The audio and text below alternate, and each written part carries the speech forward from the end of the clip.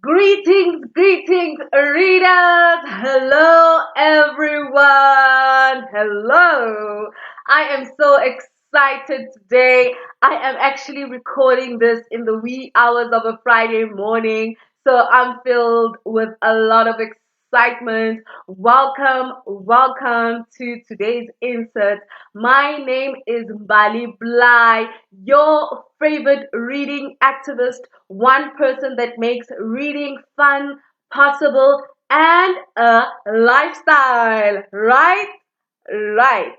Okay, readers, today I actually just wanted to share some interesting dates with you, statistics, just some interesting information for you guys to be aware of so that, for example, we can all celebrate and commemorate literacy reading in the country on the days at which they are celebrated, right?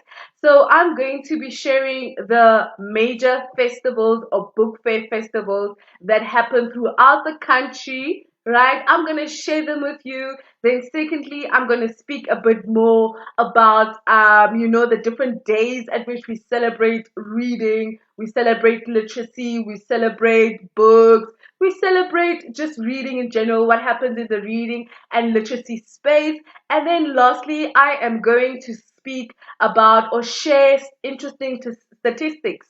Yeah, so you want to stick around to the last part because that is just some juicy information that is coming your way. So, welcome, guys. Let us get into it, right? So, they are book fairs and festivals that are held throughout South Africa each year in order to promote literacy among people. And that is exciting. That is truly exciting. And so the first book fair that happens in South Africa to celebrate, like I mentioned, to celebrate and promote literacy or reading, let's put it reading, is the Josie Book Fair, yes. So the Josie Book Fair, right? This was actually it's co-hosted by Ukani College and the Wits University, right? And what the fair does, it actually includes a series of seminars, discussions, research reports, conversations with the authors, book launches, workshops, and so much more. And it is usually held in September. So be on the lookout for the Josie Book Fair. And then secondly, we've got the Kimberley Book Fair. And the Kimberley Book Fair, it is actually home of politicians like Usol Blakey and so forth. And the book fair was actually launched as a platform to share work and encourage collaboration between writers and authors around the country, right? So also just be on the lookout for that. And it also usually happens in September, the Kimberley Book Fair. So it also usually happens in September. Then thirdly, we've got the Abantu Book Fair or Abantu Book Festival, right? So the Abantu Book Festival was launched in Soweto in 2016, and the intention is on emphasizing the importance of ebony people to tell their own stories and have a safe space to actually share these with one another. So the Abantu Book Festival or Abantu Book Fair normally happens in December. So also be on the lookout for that one, right?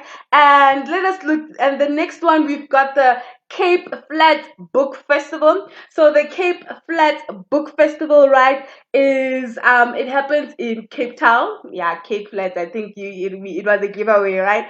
So it happens in Cape Town, and it's actually the importance for that is just to there's it's actually in conjunction with the Read to Rise program, which is also a very good program. So the Book Flat Book Festival, it's actually just to create more awareness, and it's in alignment, like I said, with the um Read to Rise program. Okay. And it was launched by Mitchell's Plain. Ooh, in 2019. So then we've got the South African Book Fair. Yes.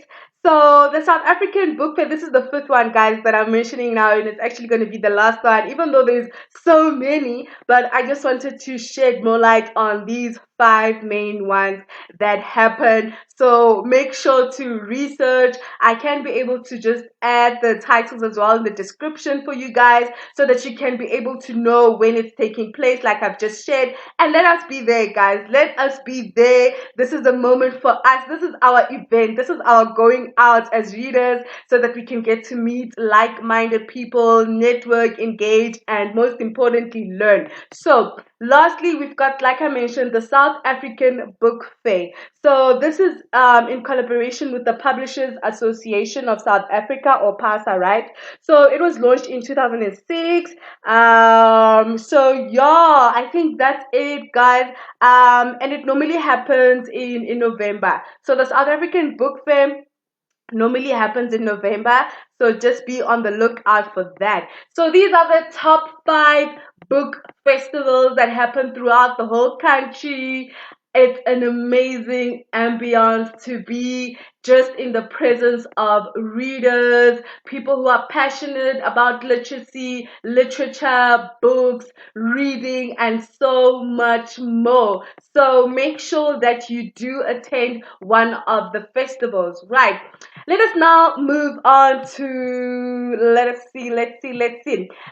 now move on to some of the holidays that you can just be on the lookout for, right, guys? We are in March. There are so many things that's happening in March, guys, to just celebrate reading, to commemorate reading, literacy, books, and so much more. So let us have a look at the month of March.